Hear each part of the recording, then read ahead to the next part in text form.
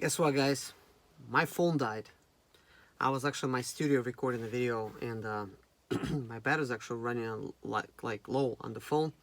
I actually do a lot of GoPro videos as well, but I started actually recording some videos on my iPhone that I actually want to put out like really quickly, you know. But I was actually talking in the last video about how your expenses they don't disappear. And just because you're not calculating your expenses, it does not mean they go away somehow. They really don't. You're going to have to pay for them down the road, and chances are you're not going to have any money to actually pay for them because you were not looking ahead of time. You were looking at today load, tomorrow load, and thinking about just staying moving. If you're not getting paid exactly what you got to get paid, then you're actually not covering your own butt. You're not gonna make that money to fix the problems that's gonna happen with your vehicle. And I know what you're saying. You know, you're positive. You're trying to what is this? This is with my all my tripods here. Um, you're trying to think positive and hope for the best. And I understand you have to do that. But you also have to be smart about it. Just because you don't see an expense right now for your engine or your transmission or your real differential drive shaft, your wheel falling off somewhere down the road, just because you don't see it doesn't mean it's not there. Um, so you always have to think about these things ahead of time. And I know you're wondering how, because I'm talking to some of you guys that you really don't know what the heck is going on, and I really want to share with you guys because some people know. You know, I'm not I don't think you guys are stupid. Some of you guys are smarter than I am.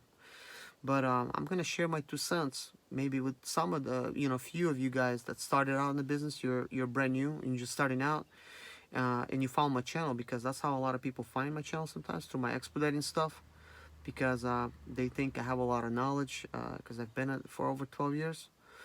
Um, I already went through a lot of stuff in Expedite. I've seen stuff happen. It is a dangerous job. It is an expensive job. It is a job that you're underpaid, underappreciated, and I could go on and on for that. But it's not gonna really make a difference, right? Um, so basically, you have to imagine you having certain amount of breakdowns per year. And I know it's hard to imagine those because you haven't had the breakdowns yet. But wait till you have them. You're gonna quickly realize these guys at the mechanics, they like numbers like 3,000, 3,500. That's a really often number that you hear. I'm actually hearing numbers a lot worse now, like $5,000 for stuff, $7,000 for repairs, and you're not even thinking about that right now. You're thinking, what the heck? I mean, I'm just trying to pay this bill right here. I mean, if you have that kind of money, you probably just might as well pay cash for the thing, right? So the problem is that if you bought a brand new van, that warranty is going to be gone in less than a year. That van is going to continue breaking down. Okay? So you're not going to have the warranty to fix it for you. But guess what you will have? You will have that payment, and you will have that expense. You will have to buy the part. You will have to pay the mechanic to install that part for you. Unless you're watching some of my videos, and even though it might not be related to your Sprinter, I really don't know if there's any other channels out there like mine. I'm being told by my viewers there's not. So some of the videos that I do show, there's some similarities with other diesel models, including some in Europe and some other ones, that my videos are helping them solve their issue, because apparently there's some similarities. It's a diesel after all. So they're gonna have a similar type of issue. So I do advise you to either learn how to fix it yourself, so that when you do get in that tight spot and you don't have that money, so you just fix it yourself. Maybe you could learn it from my videos, because I have a lot of videos on sprinters, guys. I have a lot of videos on my channel. Um, but let's say you don't know how to repair it, or you don't care to. Well, then you're gonna have to pay a mechanic, and chances are, I mean, there's kind of like a, I think there's a chart that exists, like how often stuff breaks. There's gotta be one, like a certain type of statistic. Okay, I have my own. I've seen people tell me that they spend $20,000 a year, okay, on repairs. Now, I think that's quite a lot of money. Uh, I don't know whether to believe those people, so I'm just gonna plain out not believe them. Okay, I'm not saying they're lying, but according to myself, because I used to have my van repaired at some of these shops, because I don't know what the heck I was doing myself. I mean, shoot, half of the time now I'm figuring it out because I'm doing it for the first time, because that stuff never broke before. So I always figure out myself. But each time I would get into the shop, it was $3,500, and guess what? Minimum time wait, about a month to try to get your van back, because most of the times you get your van in a shop, they take it, but they don't know what the heck is going on. They have no clue. I was in situations where my van would be in one shop. It would be there like 2 weeks. I keep calling and keep asking them, and they're like telling me all this different stuff. But then I find out I gotta talk to a whole new shop, because they could not figure out. They done send it to that other shop, and they're going back and forth, kind of like there's the middleman, and they're now both telling me something different. They're not even being consistent with each other. Both lying. You know, they're just trying to make the money, but the numbers are huge. And when you look at the bill, boy oh boy, they know how to write those bills really nicely. It's so convincing. It's like you look at it, and it's like everything's been broken down point by point, and you're like, by this time, at least me, I'm so wore out with the whole situation that I just don't pay it. I just want my van, so I could continue running, so I could start making money, and you know, hopefully work for the right amount of money, and not be underpaid, so that I could actually, you know, fix it myself. So, yeah, speaking from experience here. So, even though I was paid the proper amount with the economy, like you know, because I worked in different type of economies, you have to kind of like base it off the economy and the market value and stuff, what the loads are, and you just kind of have to figure out like when you're actually in it. You know, you have to talk to other drivers and see what everybody's kind of like going for, so you know like what the going rate, what you're gonna allow yourself to go for or not in a bad economy. You have no choice. Um, I'm seeing like way too many shadows or something, birds flying or something, but I have mirrors, so it's like distracting me. Plus, I haven't had any sleep. Um, but um, basically, what I'm trying to get at, guys, is that I would have sometimes 3 of those breakdowns, each one of them totaling about $3,500. So let's just make an even number of $10,000 per year. That is going to be your expense that you're gonna have to figure out. That your transmission brakes, $3,500, engine brakes, $3,500, maybe rear differential brakes, $3,500.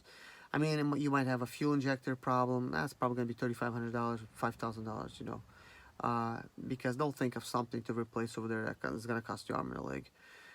You're also gonna have breakdowns with, like, you know, brakes, rotors, and that's really common. Each time you replace your brakes, sometimes you have to replace your rotors, because you use them for such a long time, and by that time everything's like so rusted. All kinds of sensors to replace, and the newer models, they have double or the triple the sensors of the T1N model. Everything about it is just more expensive. There's just a lot more that could go wrong, a lot more that could fail, and parts are a lot harder to get, and they're a lot more expensive. And it's not really easy for the T1Ns either, but there's a lot of Chinese parts out there by now. You know, it's just, I mean, They make this vehicle now in Russia pretty much. This Sprinter Classic now they call it. This T1N. It's made in Russia now. So you know, I don't think they make anywhere else really. But all these newer models, you know, they're made all over. You know, kind of like Germany, and they make it here in South Carolina. You know, but there's a gasoline model now, and I think I really like the Mercedes brand. I am not afraid of it breaking down. Anything's gonna break down when you're gonna put miles on it, but I do feel a lot nicer driving a Mercedes. At least it's the peaceful feeling inside. You're driving a Mercedes. At least it's like it means something. There's some heritage behind it, you know. Um, I would not feel the same about driving a Ford. I just would not. You know, I would have to get what I have to get, you know, but especially the ProMaster, I was just like that. Those things, I just don't like those things. I'm really sorry if you own one. I was never a fan of those.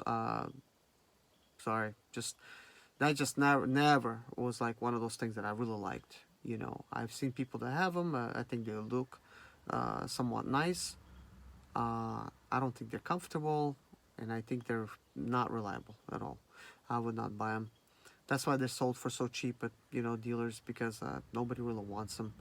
Uh, However, Fords, I think it's a little bit better. You know, I heard they're not comfortable at all. I was like really surprised because they look like it would be comfortable. The design of it, I think, it's a lot better than a ProMaster. Uh, you know, but definitely it's. I think Sprinter still looks better to me, honestly. Maybe it's the brand name. Maybe it's embedded into my head, and I just can't let it go. Could be that. Um, but I think anytime you're in business, sometimes it's better to go cheaper. But I think when there's a certain cheapness that you have to go to, because like, let's say you get a ProMaster and it's cheaper. Well, it's just gonna give you so much headache. It might not be the cheapest option, really. You know, you're gonna have to like really weigh everything out, because there's a lot to think about, like when it comes to that. But all this being said, I don't want to really like drag this thing off topic. But I'm gonna get back to the portion where when you're calculating your expenses, uh, you know, for that load, which is important for you to know. If you got a load and you got to go from point A to point B, um, you need to figure out how much does it cost you per mile to operate. And it is not hard to figure out. You know, you just have to sit down and think about it. And plus, I have a PDF. I do that too. You could figure out the cost per mile. You could even do uh, kind of like a basic type of thing, where most people they drive 10,000 miles per month. That means if they drive 10,000 per month, they drive about 120,000 per year.